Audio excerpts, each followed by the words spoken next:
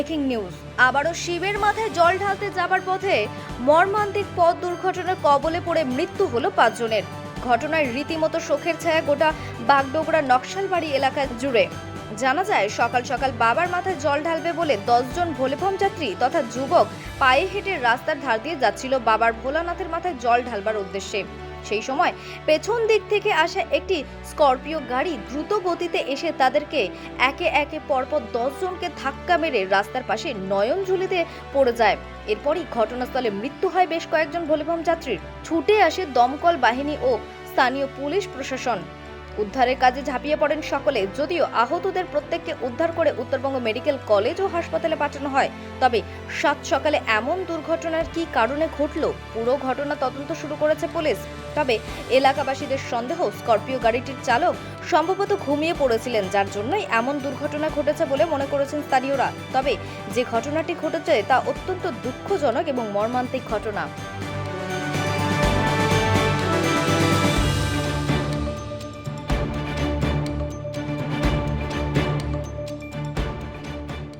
বাড়ি কোথায় তোমাদের?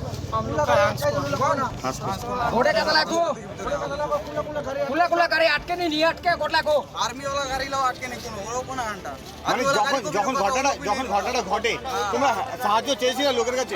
आर्मी के साथ ছিলাম, কেউ থামেনি। ভিডিও আছে, ভিডিও हेल्प मांग रहा था लेकिन कोई हेल्प नहीं किया। इतना गाड़ी गया, कोई रोका नहीं, लेकिन वीडियो बना रहे सब।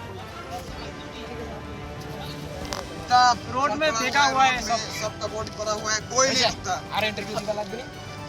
গেছিল আমার এক বড় ছেলে আর একটা ভাই, আদিবাসী ভাই, আর দুইটা ছোট ছোট ছেলে।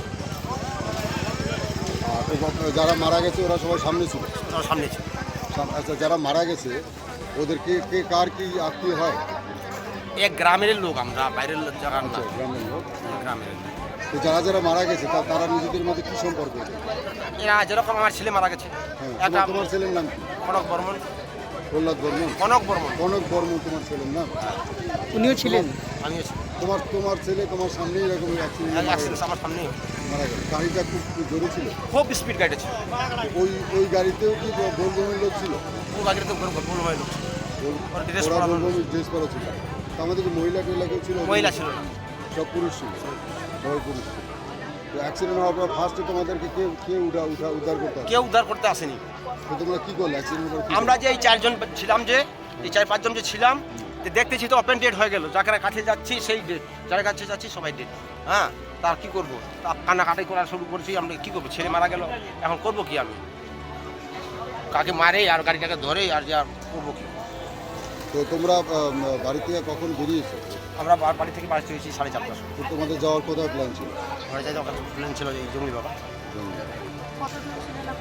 আমরা ছিলাম 6-5-11 জন।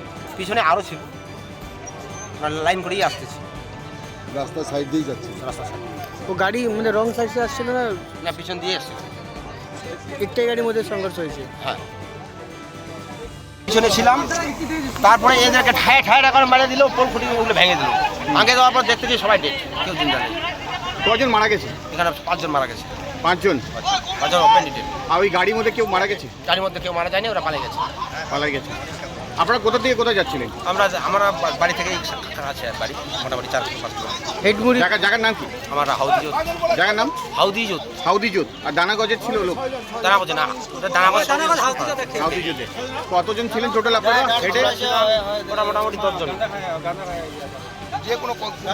এর মধ্যে কেউ সিভিকও মারা গেছে? একটা আপনার নাম?